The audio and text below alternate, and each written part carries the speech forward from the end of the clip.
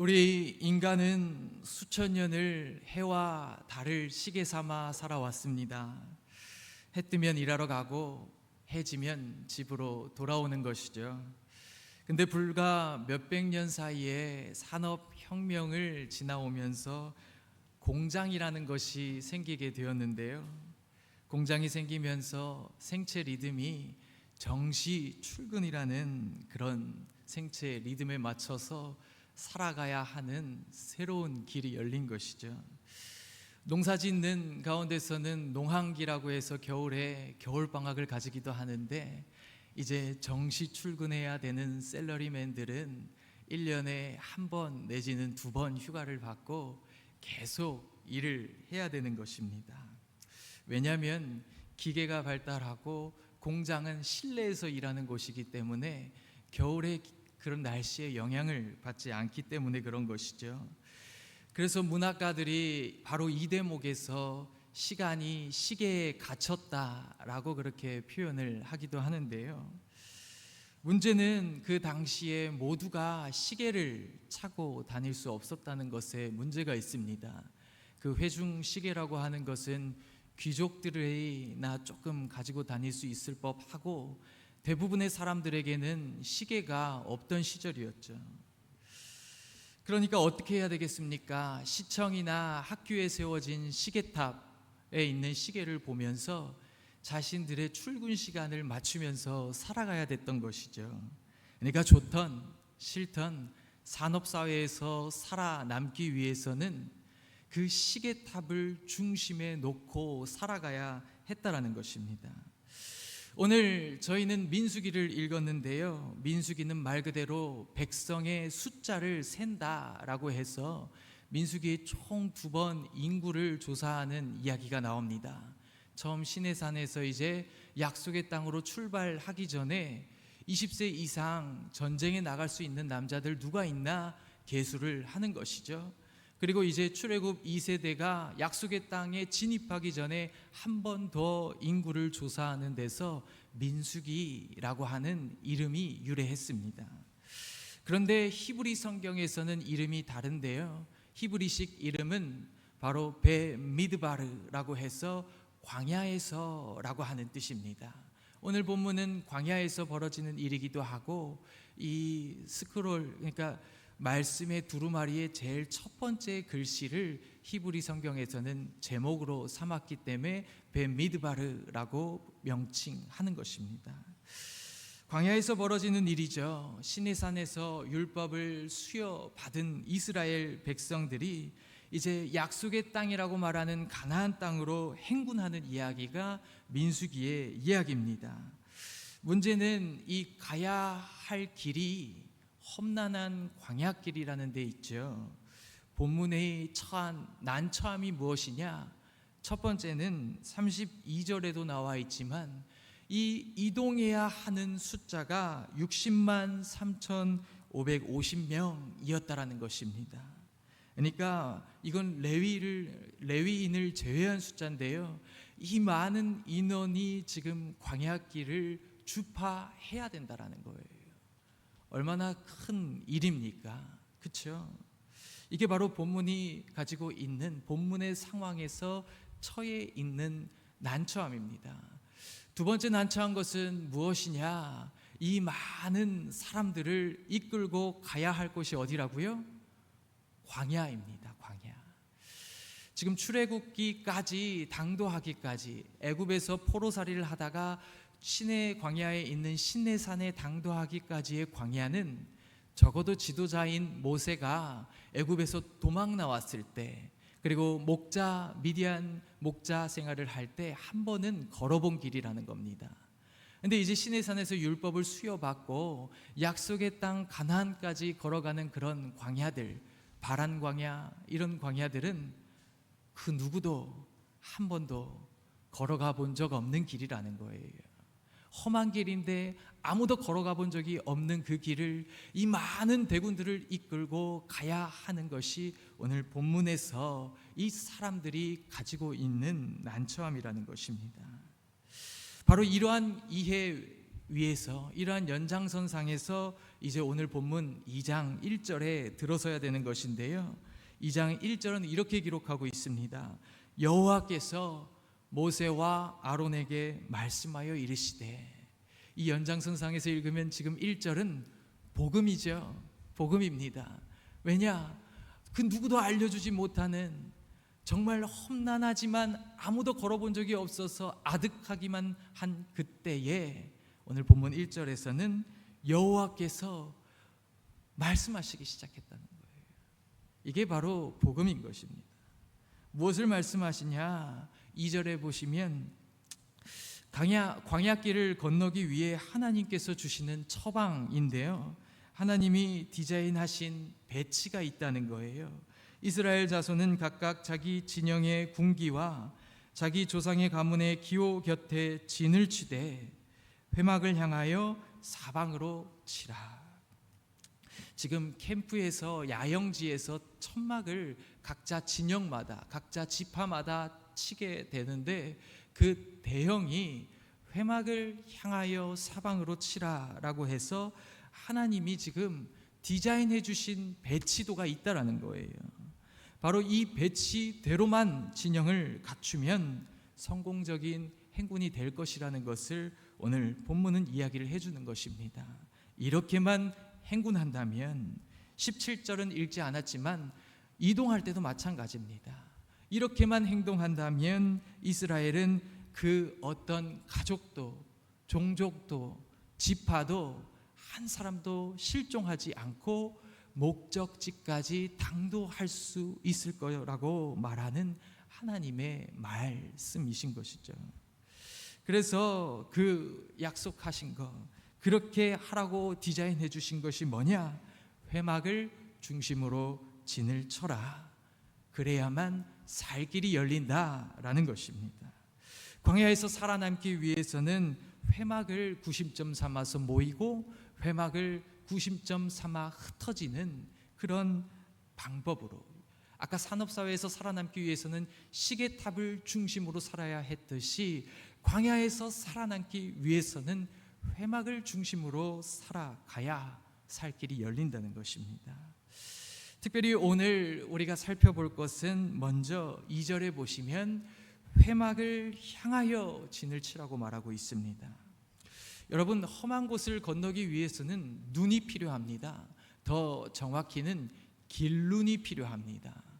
오늘날 우리에게는 기술이 발달해서 다 핸드폰에 내비를 가지고 내비게이션을 사용하면서 어디나 도착할 수 있는 그런 시대에 살지만 고대, 아니 몇백 년 전만 거슬러 올라가도, 그리고 지금 이렇게 험한 곳은 내비게이션이 작동하지 않는 곳이죠. 그런 곳에서 우리가 필요한 것이 무엇입니까? 바로 그 길을 올바로 인도할 눈, 길눈, 쉽게 얘기하면 가이드가 필요한 것이죠. 험한 곳이 대부분 그런데요, 히말라야 산맥이든지 사막이든지 광야든지 가이드가 필요합니다. 그래서 그 쉐르파라고 하는 것도 네팔의 현지인이잖아요. 히말라야 등반하는 데 도움을 주는 그런 현지인들인데, 그런 가이드의 도움을 받아서 그 길을 주파하지 않으면 처음 걷는 사람은 감히 어떻게 그곳을, 사막을, 광야를, 산맥을 걸어가고 당도할 수 있겠습니까? 그런데 재미있는 것은 그 눈이 필요한 사람들에게 오늘 본문에서는 하나님께서 시선 처리를 어떻게 해야 할지를 가르쳐 준다는 것이죠. 어떻게 처리하라는 겁니까? 회막을 향하여랍니다. 회막을 향하여, 회막을 중심에 두고 회막을 향하여 너희 지파의 야영지를 치라는 거예요. 그럼 우리가 아침에 일어나서 나올 때도 뭐가 보일까요? 하나님의 성막이 보이는 것이고, 그렇죠? 밤에도 우리 진 중에 뭐가 보입니까? 하나님의 성막이 보이고, 그 인생 전체가 하나님의 성막을 중심으로 살아가게끔 시선 처리를 하라는 겁니다. 이 시선 처리가 재밌는 것은 지금 광야는 위험한 곳이기 때문에 진을 갖추는 건데, 이 광야가 개활지잖아요. 사방이 열린 곳입니다. 이렇게 담으로 막혀 있고 이런 데가 아니에요. 사방이 열린 곳이기 때문에 진을 치려고 하면 시선 처리를 하나님 회막을 중심에 두고 어떻게 하는 게 맞아요? 보디가드처럼 등지고 외부를 바라봐서 이 천막을, 하나님의 회막을 지키려고 하는 시선 처리를 하는 것이 상식적인 것 같은데, 오늘 본문에서 하나님께서 말씀하시는 시선 처리는 반대 방향이잖아요. 회막을 등지고 보디가드처럼 지키는 시선 처리가 아니라 하나님을 바라보라는 겁니다.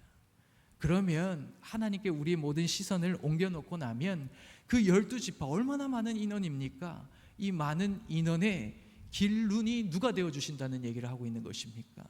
하나님께서 광야의 길눈이 되어주신다라는 이야기를 지금 본문에서 회막을 향하여라고 하는 그 대목 속에서 하나님께서 말씀하시는 주문입니다.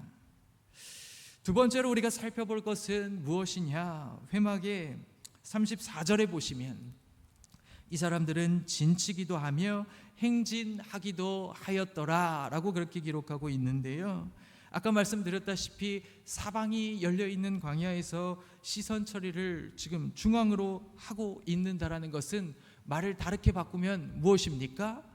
하나님께서 우리를 지키신다라는 거겠죠. 그렇죠? 진을 쳤을 때나 이동할 때나 그 중심에 하나님이 계셔요. 그리고 시선은 바깥으로 향하는 것이 아니라 중심을 향하고 있다라는 것은 위험에 처했을 때 누가 지키는 거예요?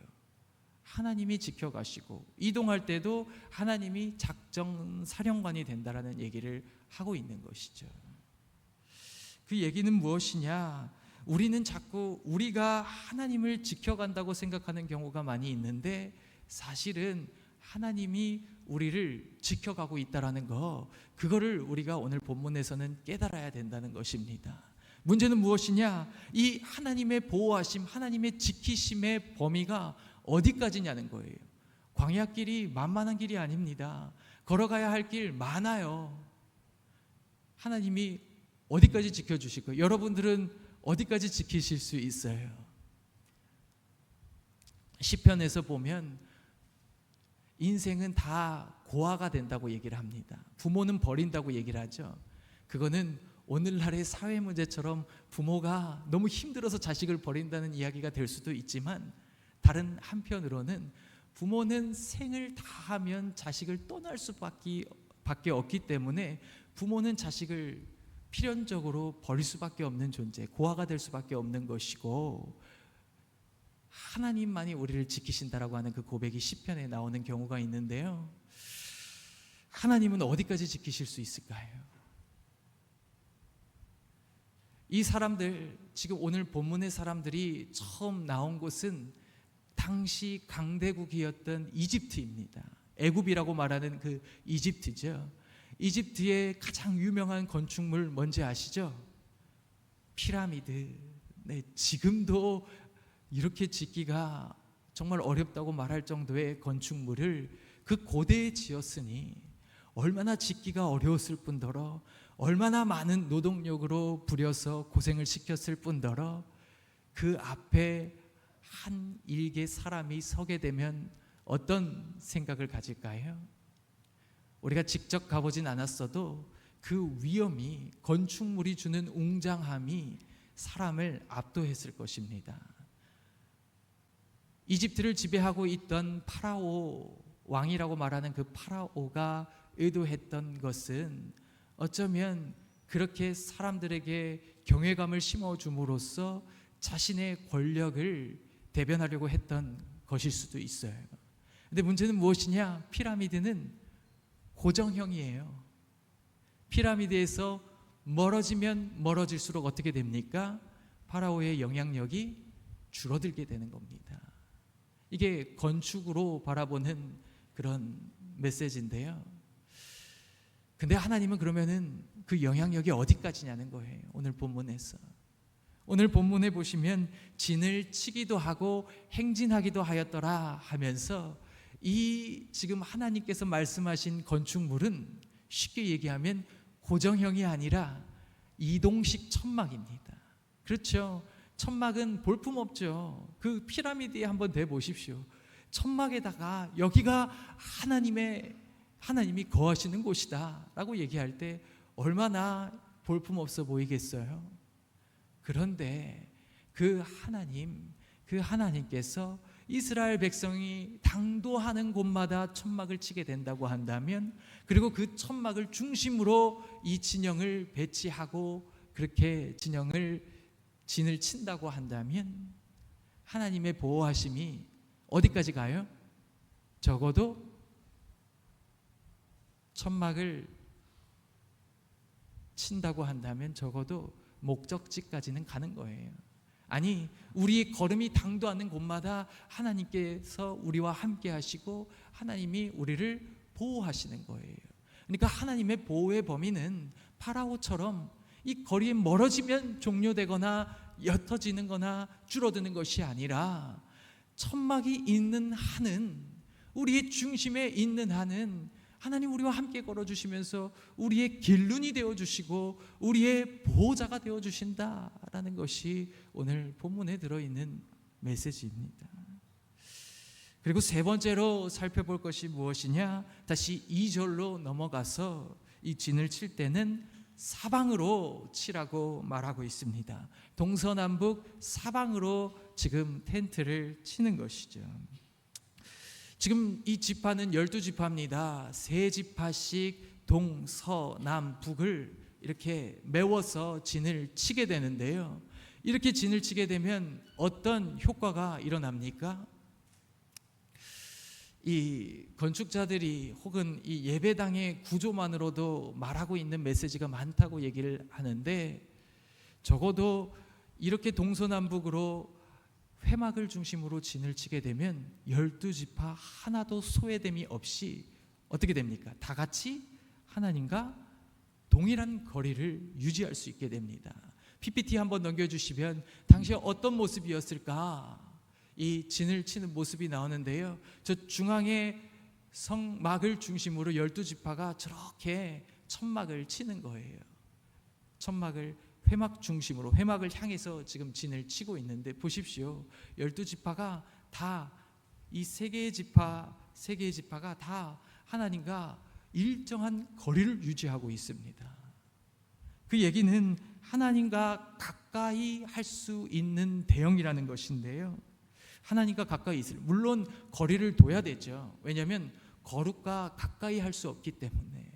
그리고 그 진영 안에는 레위인들의 자리도 있어야 하기 때문에 일정한 거리는 두지만, 그럼에도 불구하고 어느 지파, 좀 더 아끼는 지파라고 더 가까이 두고 먼 지파라고 멀리 두고 이런 게 아니라 다 세 개의 지파씩 동일하게 하나님과 일정한 거리를 유지하게끔 하는 대형이라는 겁니다. 그 얘기는 무엇이냐? 목표가 같다는 거예요. 같이 있으려면 하나님 거룩하신 분, 내가 거룩하니 너희도 거룩하라고 말씀하시잖아요. 거룩하신 것과 속된 것은 절대로 같이 할 수 없다는 겁니다. 이렇게 일정한 거리를 유지하고 계속해서 진을 유지하기 위해서는 그 진은 어떻게 해야 돼요? 계속해서 거룩해야 되고 거룩을 연습해야 되고 같은 목표를 지니고 있다는 것을 이야기를 하는 것입니다.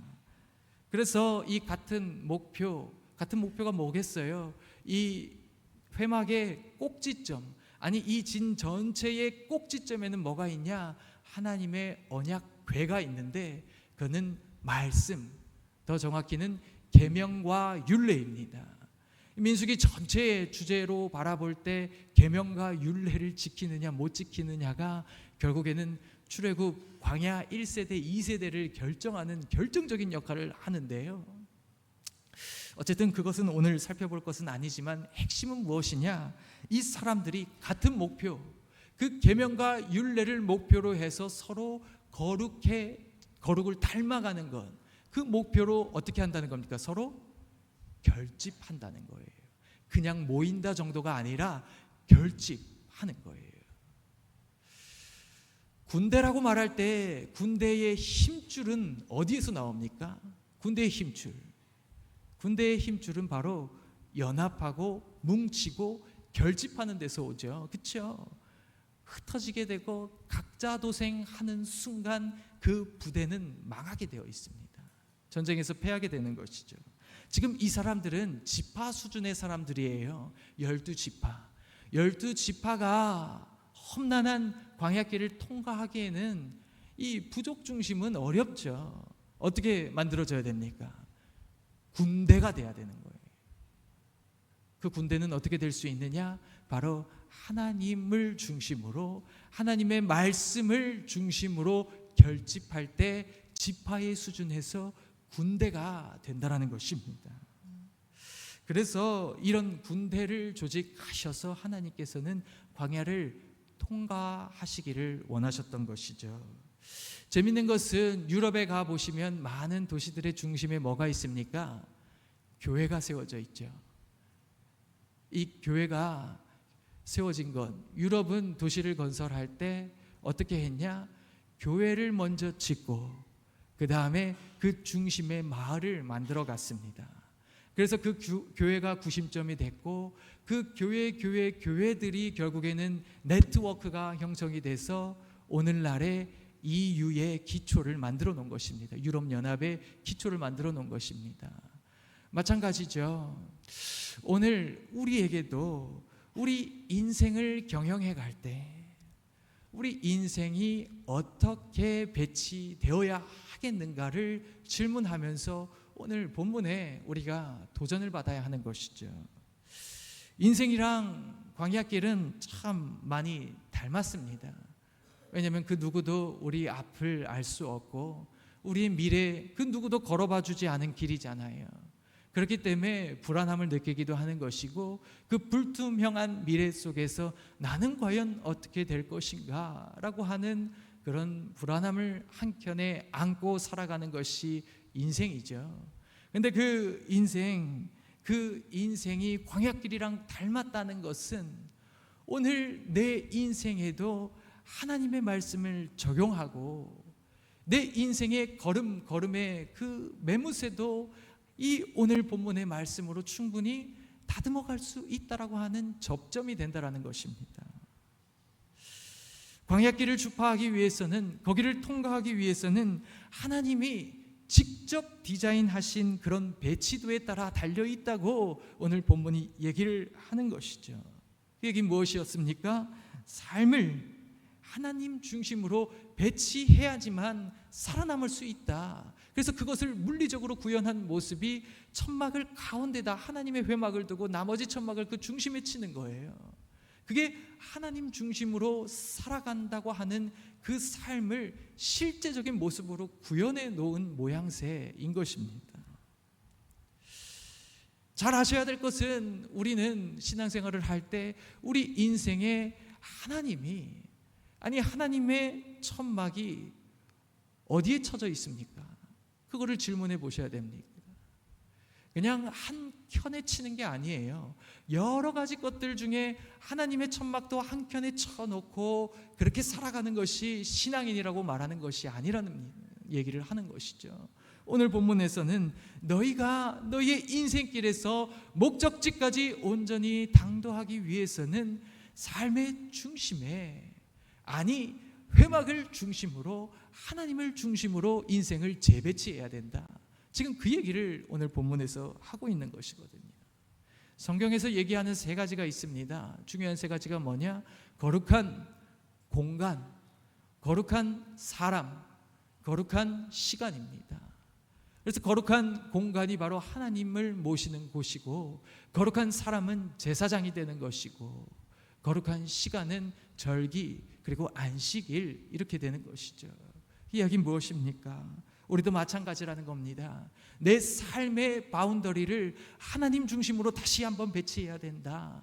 아니 나라는 사람은 하나님을 중심으로, 하나님을 구심점으로 모이고 흩어지는 예배자가 돼야 된다. 아니 나의 시간은 여러 가지 것들이 파편적으로 놓여 있는 가운데 한켠에가 아니라 하나님을 중심으로 내 시간을 사용해야지만 내 인생의 광야길도 온전한 목적지로 당도할 수 있다라는 것, 그것이 오늘 본문이 우리에게 주는 메시지입니다. 여러분, 우리 인생이 참 험난한 여정일수록 그 여정이 어떠해야 되겠습니까? 하나님의 도우심으로 말미암아 생명길로, 아니 목적지라고 말하는 약속의 땅으로 당도해야 하잖아요. 그렇기 위해서는 우리가 어떻게 해야 되냐? 우리의 삶의 중심을 다시 한번 재편성해야 돼요. 그것이 하나님 나라의 백성으로서, 그리고 하나님 나라의 군대가 돼서 이 험난한 세상을 뚫고 이겨가는 길이라는 것을 꼭 기억하십시오. 그래서 우리 모든 여정들이 하나님의 거룩하심으로 들림받는 그런 귀한 인생, 그런 멋진 길이 되시기를 주님의 이름으로 간절히 축복합니다. 기도하겠습니다.